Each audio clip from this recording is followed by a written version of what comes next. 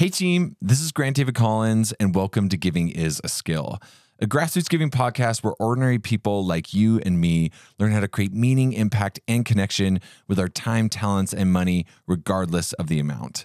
On this episode, we're talking about impact, so let's get started.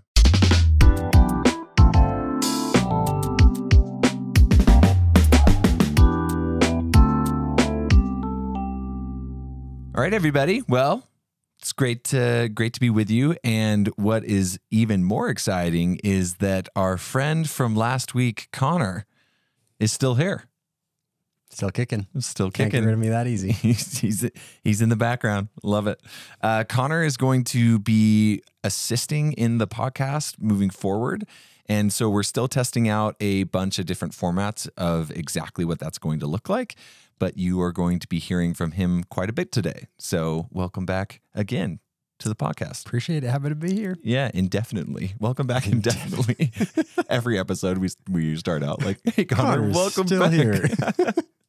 Until one day. It's been really hard to get rid of him. Until one day he's not. Dun, dun, dun. Anyway, Connor, I do not know about you, but I've got a really good feeling about 2024. Going to be a good year. Yeah, I kind of feel like it might be a placebo effect, but for me, I really like that's reverse. I really like even years. And I don't know if that's just because it feels better or if it actually is the case, but I don't know. I've had great odds and terrible evens, but I feel the same. Oh, really? I like even years. Interesting. Well, I'm really excited about the podcast that we get to talk through today. And that's really because we get to introduce to everyone what we've been working on behind the scenes.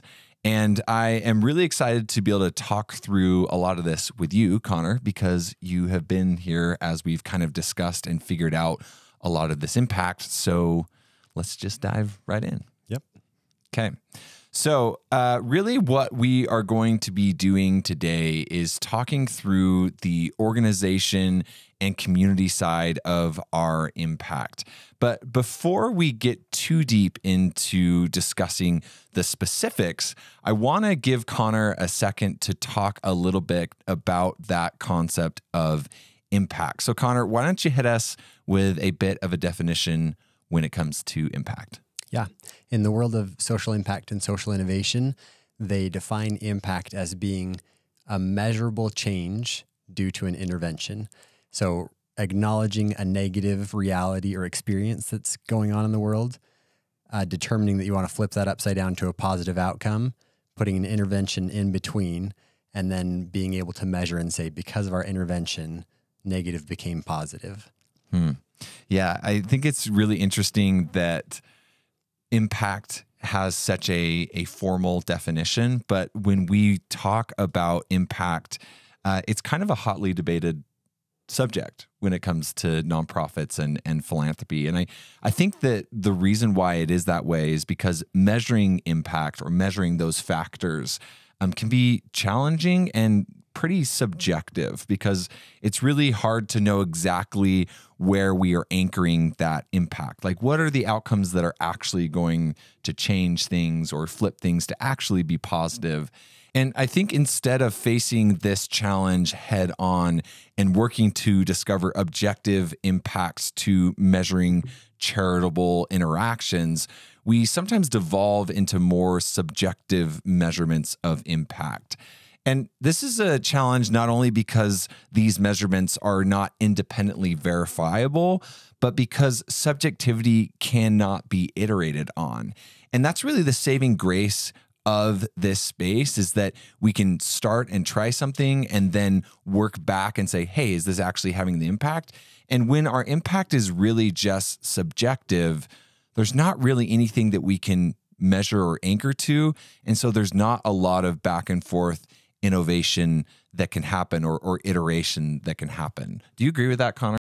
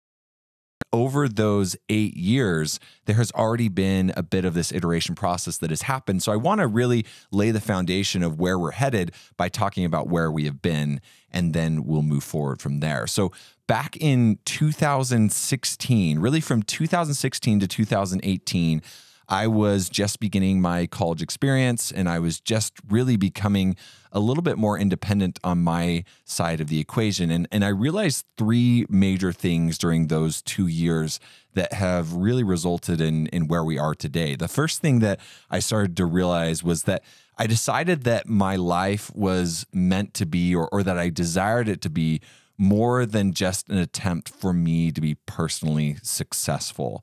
I had some experiences where it just didn't feel like what I wanted to do when it came to the life that I wanted to live, to just go out and earn enough money to get a BMW and a nice house. Like, that just didn't seem to work for me. So that was the first thing that I realized. The second thing was that giving could be exponential in nature if one started young. And I've talked a lot about this before, but when I was first introduced to the stock market, I was introduced to this concept of exponential gain, and I started to carry that same definition or principle over into the giving space. And I saw, man, if I start giving at the same time that I start donating to the stock market, there's some really cool things that can happen.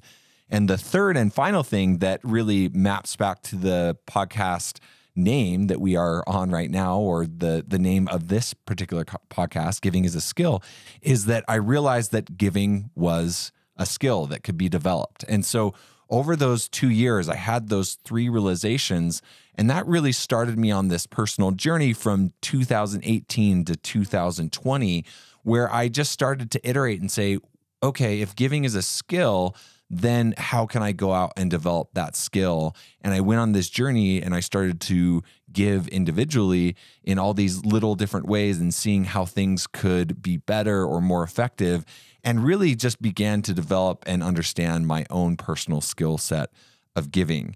And that really leads us into the year of 2021, when I decided that not only did I want to have this skill set of giving, but that as part of the impact that I wanted to have, or the opportunity to have more exponential gain, I could start to expand that principle or that work to other people. So instead of just focusing on me, I decided, man, I could branch this out to others. And so I started to build my first giving course, and then I began to record this podcast, which used to be called Basement Philanthropy. So then going into 2022, a lot of that kind of solidified. There wasn't a lot of big moves that happened. I just continued to go through the motions of working through creating this podcast and being involved with it. But I started working through and developing this podcast even more, and really working on the language. And we had our first major community initiative, which was the food drive, that I will link the show notes or the podcast to that particular area, where things started to expand from me out into the world a little bit more, into developing a community in the show notes below.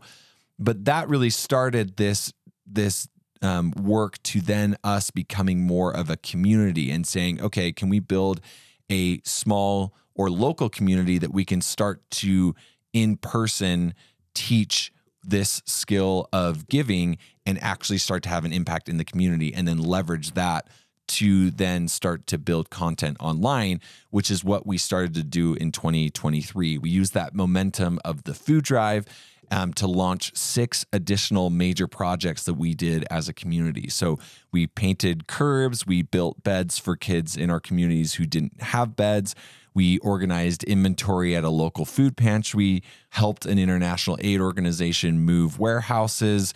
We supported kids at Make-A-Wish during a trunk or treat. And last but not least, we distributed Sub for Santa gifts for the Salvation Army. And on top of all of those projects we did as a community, we started to rebrand and redesign the approach that we had from a content standpoint. So that's when we renamed the community to be GrassRoots Giving. This podcast to Giving is a Skill. And then we brought in a team to start laying that infrastructure to create the impact that we are looking to have in 2024, which is kind of where Connor comes into the picture. Connor was one of the members of the team that we recruited. And so it's really fun to take a brief walk down memory lane for me, because I don't know if you can see it, but I can see it so clearly that when I was starting out in 2016, having some of those realizations, I didn't really know what this was going to turn into, but tracking myself or being with myself over the next 8 years, I started to come to these conclusions and understandings and learnings that has really brought us to where we are today, where we can start to have a measured impact in the world. Before, it was a little bit more subjective. It was just more kind of idealistic. And now I feel like we're at a place where we can actually have a measured impact. Or at least get that ball rolling. Yeah. Yeah, exactly. So if you listened to the podcast last week, you'll know that Connor came onto the team a few months ago, and you can likely tell by the way that he talks and discusses giving that he has some really amazing experience that we are pulling from to start to have that impact. And as we started talking, that's really what was so valuable to me, is that Connor started to ask some of those questions that really resonate when it comes to having impact. And so really the way that we've started to think about this is we've started to condense the way that we are talking about impact down into something that is a little bit more measurable, but also understandable. I think those two things come hand in hand. Like, you can have this really broad impact and this like 6-point plan, but if nobody can understand it, it probably doesn't make that big of a difference. And so we've really started to boil this down into, okay, what is the impact? And then how do we explain that impact? And one of the ways that we've started to do that is through elevator pitches that Connor and I have been working on over the last couple weeks. It kind of feels like we're in school again, like doing school assignments a little bit. A little bit. It was kind of a hard thing to work through building an elevator pitch. It took us a little bit. Yeah. I don't know if we're still there yet, but we're gonna take turns real quick and kind of talk about our elevator pitches, or just share them with you as a community. And maybe you guys can give us some feedback on LinkedIn or wherever else you follow us on how things sound, if they really are more understandable. Maybe we don't want that feedback right now. Well, like it or not, we're gonna get it regardless. So here is the way that I am now talking about the impact that we are going to have as an organization, as a team, when someone asks me. So I'll say something to the effect of, there's a lot of really hard things happening in the world right now. And for a long time, I've really felt like I was sitting on the sidelines with really no way to help. But recently, I discovered that giving is a skill, and with a little bit of time and effort, that someone can become better at that skill. And through this process of getting better myself and going on this personal journey, I realized that if I could help other people get involved with that as well, and kind of get off the sidelines and into giving, that we could really have a pretty big impact on some of the bigger, gnarlier problems that we have in the world.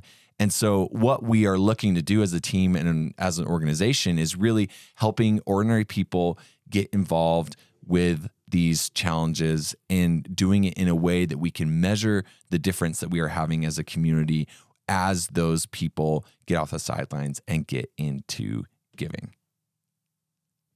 Okay. I don't know. How do you feel? Probably 6 out of 10. That's okay. 6 out of 10 is better than 0 out of 10. That's true. How did you feel? If you're slam dunk contest judging, what do you think? I think it was a slam dunk on like a 6 foot Basketball hoop. That's pretty good, actually. I don't know. Do you remember when you used to do that as a kid? Like it'd be so low and you just like jam it down. We definitely had contests in high school. Yeah. I kind of Blake's backyard. Yeah, I kind of like that actually. Okay. I can hack that. Okay, Connor. Let's turn to you. You ready to give? I'll give my swing. Give the pitch. Let's go. Let's I'll try to dunk at least a 4-footer. Yeah, I like it. So when I think about the impact that I want to have on the world through this organization or in our community, I guess the impact I want to have in our community starts with acknowledging the negative that we see. We see that people are struggling with loneliness and feeling completely disconnected. We see that there are super heavy problems going on in the world and that people feel very incompetent and incapable of addressing those problems. So what we hope to do is to bring the person who's lonely and disconnected closer to the heavy problems through a community. In bringing those individuals into community, we increase the likelihood that they will get the education and practice needed to gain confidence to actually make a difference and start contributing and solving some of those heavy problems that are being experienced in the world. And in the process, they're starting to feel connected and they're being able to let go of that sense of loneliness. So our intention is that through our content and through engaging with individuals and coaching and through our efforts to learn from experts, we're going to bridge the gap between the lonely sideliner and the heavy problems in the world through our community and through our efforts. Yeah. 4-footer? I feel like it was 5.5, 6. I really, what I appreciate about your pitch was that it really kind of described the challenges in more like detail. Like we see loneliness in the world, or we see these like really hard challenges and we want to be this bridge. I like that language. But as you can tell on your end, if you're listening, like we're still working through a little bit of the pitch a little bit. Mm-hmm. But the cool thing is that if you had asked me about an elevator pitch a year ago, I don't think I would have had any idea what I would say. Yeah. And so that's kind of the cool kind of progression that has happened. So with that as a bit of a foundation, I want to dive in a little bit more into this impact that we want to have as a community and as a team. Really, our experience, like Connor was saying, of the world is that there is a large group of individuals that are sitting on the sidelines of giving because they really don't see themselves as mattering and they are feeling disconnected from the world. Now, in a written letter by the Surgeon General this last summer, he addressed this general feeling of isolation when he said the following: in recent years, about 1 in every 2 adults in America reported experiencing loneliness, and that was before the COVID-19 pandemic. Loneliness is far more than just a bad feeling. It harms both individuals and societal health. It is associated with a greater risk of cardiovascular disease, dementia, stroke, depression, anxiety, and premature death. The mortality impact of being socially disconnected is similar to that caused by smoking up to 15 cigarettes a day, and even greater than that associated with obesity and physical inactivity. Given the profound consequences of loneliness and isolation, we have an opportunity and an obligation to make the same investment in addressing social connection that we have made in addressing tobacco use, obesity, and the addiction crisis. Now, that is astounding that loneliness is being talked about by the Surgeon General, the person that is in charge of all of our health, in that way and with that language. Connor, when I first talked to you about this, what did you have as a reaction? Yeah, I'd heard similar things, but every time that I'm exposed to this information, it's both baffling and utterly obvious at the same time. Yeah. It just like blows me away, and I'm like, but like that's what I'm seeing happen, and that's what I felt too. Yeah, yeah. It's kind of this out of body experience where you're like, oh my gosh, that's that's crazy. 15 cigarettes. Like you just think of chain smoking. You're like, no, yeah, that's not healthy for you. But this is just as bad. But then in your everyday life, you have some of these experiences where you feel a little bit lonely. And so it's kind of hard to cross those T's a little bit, because you see it and you feel it, but it also feels a little bit like that's astounding. That's crazy. So because of this, we really want to, as a team, be a part of this solution that the Surgeon General is talking about. And later in his letter, he talks about how reconnecting with communities and with people is the solution that we need to create. And so as a organization, as GrassRoots Giving and as part of this podcast, we really see ourselves as people who can be a factor or a catalyst in reconnecting the world, and at the same time, creating good in that same world. And I think that the beautiful thing about giving is that it really has this symbiotic relationship between a giver and a receiver. As somebody approaches and faces these really gnarly problems in the world, and they get off of their couch and jump into helping impact those, what's amazing is that then turns around and helps somebody start to see themselves as mattering and as part of a community that then starts to allow them to be less disconnected and less lonely. It's kind of like feeding two birds with one scone. I heard that. Hilarious. I heard that at a comedian that I went and saw, because it's a play off of the two birds with one stone concept, but it's like the more like friendly version. So, hey, you can feed two birds with one scone. I liked your sound effects on that one, Connor. Oh, thanks. That was really great. So we see ourselves being able to create this impact or start to reconnect people through the creation of media and in-person real-life experiences where we can meet people where they are on their giving journey and then help them continue to progress and learn more and more until they become people that are proactive givers that are continually learning and developing their skill set, so that they can have this exponential impact over their lifetime. So we really see this journey as an outline of a few different phases or stages that somebody can go through. So Connor, do you want to walk us through kind of those stages as we see them right now? Yeah. So we've been talking about what we currently view as being the spectrum of giving, where people fall in their giving journey. Yeah. And at the beginning, there's the sideline giver, the person who's really not involved. They're just sitting on the couch. The next phase is passive giving. So if someone comes into their life and invites or pulls them towards a giving opportunity, they'll engage. After that, there's active giving. So people who like opportunities to help and serve and give. And when something arises, they're happy to join in. They volunteer to do so. But the next step is that they're actually searching. That's the proactive giver step. And they're looking for their own opportunities. They're choosing causes that align with their values.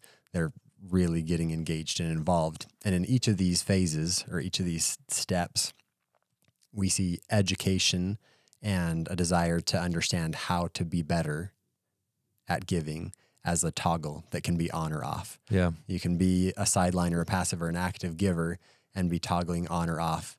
And I want to be better at that. I want to learn about my giving. And so if you're a proactive giver and trying to improve and get that education, then we see that as like, that's the whole package. That's truly a giver. Yeah. Yeah. Somebody that not only is involved, but continually assessing and iterating on their skills so they can become better and better at that. Mm-hmm. That is somebody that we really define as a giver. And there are many factors at play, education being one of them that you just brought up, Connor, that can move somebody from phase to phase. But really, we see our impact as a community surrounding 3 different factors that can happen in terms of transitioning somebody from sidelines into somebody that is passive, into somebody that is active. Those little steps between phases we see being the factors that we can control or we can start to put in place there as coaching, content creation, and community. And really, in our development of this podcast and of Grassroots Giving as a whole, we see the ability for us to be able to move people or come into people's giving journeys and introducing one of these 3 things, content, coaching, or community, or all 3 of them. It doesn't have to be just one or the other.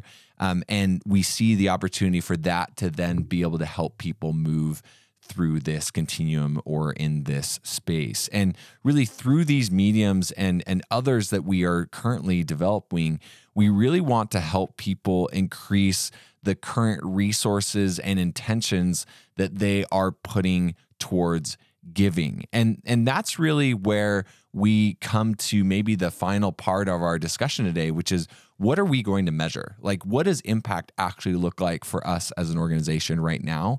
And what are we planning to put emphasis and research behind? Now, if we are involved in content, you might think that we are going to be focusing more on content metrics, like number of listeners on the podcast or number of likes on a certain social media post. But although those things are important, we really don't believe that they actually translate into an impact that is tangible and something that we really want to get behind. So what we really feel like we want to have as our defined impact or our measurement of success right now is the difference between when somebody gets involved with our community or starts to view or interact or engage in our content, the difference in how much time, talent, or money is going towards volunteering or the nonprofit space after they are involved with what we are doing. So let's say somebody is donating, $10 a month. They interact with our content or get involved with our community or have coaching and education through something that we are putting out. What is the delta or the increase that happens when somebody starts to be involved with what we are doing? And we believe that if we can start to measure that accurately, that really is a cause that we can not only get behind, but can rally more people behind really getting people off the couch and into the giving circuit. Yeah, our hope is to figure out how we can implement a process of evaluating where is a person. Yeah. So how many hours are they giving? Do they feel connected to their giving in a self-report? So there's a little bit of subjectivity there, but right. How much are they giving? Do they feel aligned in these causes? What's their level of loneliness that they would describe themselves being at? And can we have a process that tracks that and that follows them on their journey, that we can say, okay, we've implemented this part of our intervention. We've coached with them. They've joined our project. They're listening to our content. Now, when we check in with them, do they describe being more aligned? Are they giving more? Yeah. And are they feeling less lonely? And it's going to be a tricky thing for us to be able to figure out. Like impact it's just a tricky thing. Yeah. That's why a lot of organizations don't do it. But we're excited about this chance to see if what we want to accomplish becomes possible by having an intention on measuring it. Totally. And I really feel like that is the journey that we are embarking on. Like this is what we believe the impact looks like right now, but we are going to find out as we go if it's even possible for us to measure it like that or if it even makes sense. But one thing you encounter is that we're not going to give up. Like it's not going to be like, oh, well, this doesn't work because this is a measurement. I guess we'll just keep on going down this road. Like, no, we're going to find something that really allows us to see this difference that we are making in people's personal lives with the disconnect that they feel and the loneliness. Can we make a difference there? And in the actual resources or money or impact that that somebody's time, talents, or resources are being used towards. Like those two things, we really believe that we can measure them in some way. And so if we don't get it on this first try, like we're going to just find another way Keep to do swinging. it. Yeah. Until you're knocked out, swing it. Just think about those like old like robot games, like the Ding. Yeah, exactly. You got a lot of sound effects today. You can't not have a sound effect for getting boxed by the. That's a good point. I like that. Maybe that'll be your new title, Connor, Sound effect specialist. sound effects guy. Oh my gosh. So we're really excited about this. I am more excited about what we are doing today than I have ever been. And I think that is something that is super exciting for me, to be able to come to 2024, almost 8 years after I first started this journey, and to be more excited about what we are doing than I was 8 years ago. That's a pretty good feeling. Like I'm really, really excited about what we have the opportunity to accomplish, and the fact that we get to start to measure that impact. So that's really the impact that we want to have on our end, and how we are thinking about measuring it to begin with. And on your side of the equation, if you're listening to this podcast and saying, man, I want to have impact in my life and in my giving, probably the place that I would start is just asking yourself the question, can I measure the impact or the outcome of what I'm currently involved with? Now, that isn't the last thing that you'll need to do. That isn't the only question that you'll need to answer, but that is the question that has started Connor and I down this journey and gotten us to where we are. And so it's a really great place to start with your own personal impact that you want to create, or with organizations that are asking for your funds or resources. Can you answer that question? Is the impact that is being created here measurable? And going through that journey, that really can help you get to a place where you yourself are starting to have impact on your end as well. Well, team, that's it for us. Let's go out in the world and create good with our time, talents, and money, regardless of the amount, and really look to measure that impact in a way that actually does good in the world around us. Talk soon.